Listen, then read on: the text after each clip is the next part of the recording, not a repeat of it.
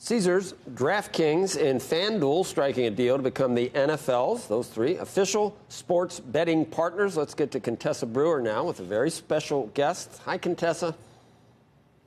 Hi there, Joe. Nice to see you. And let's bring in right now FanDuel CEO Matt King. Matt, good to talk to you this morning. First off, I just want to ask you, it's a big departure for the NFL. It's a big deal for them to make these deals with bookmaking companies for the first time in history.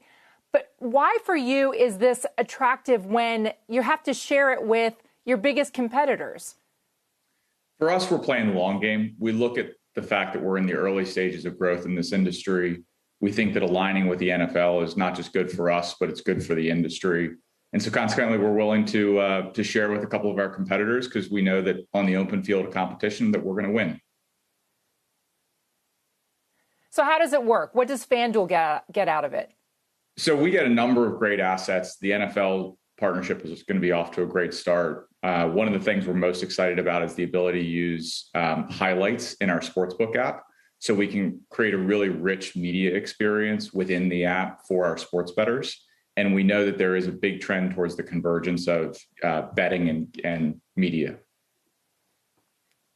Yeah, I mentioned it's a departure for the NFL. In 2003, Las Vegas tried to get a 30-second tourism ad in on the Super Bowl and the NFL, and Roger Goodell said, no way. So we've seen this departure. And across the states, yesterday, Arizona's governor signed into law a sports betting bill. Can you talk a little bit about how you're seeing states expand and the difference in a place like Arizona versus New York, where mobile sports betting was supposed to be the big deal, and instead it's rather messy and complicated and confusing? Sure. So on the macro, we see an incredible number of states looking to open up sports betting and also iGaming in many cases. A lot of that is the fact that it's common sense legislation from a tax and a consumer perspective. It's also about the COVID fiscal pressures that exist.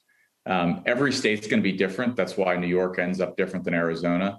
Arizona is a state that I couldn't be more excited about. We're partnered with the Suns. We're going to have a phenomenal luxury retail sports book right downtown.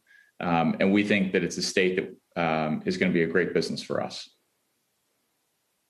We're seeing a lot of cross-pond partnerships. You've got MGM and Entain. You have Caesars getting ready to close a deal with William Hill. Flutter, a UK company, owns FanDuel. Are there any plans to spin off FanDuel to be a standalone, publicly traded company? I will leave the IPO speculation to others. We're just focused on building the best business that we can.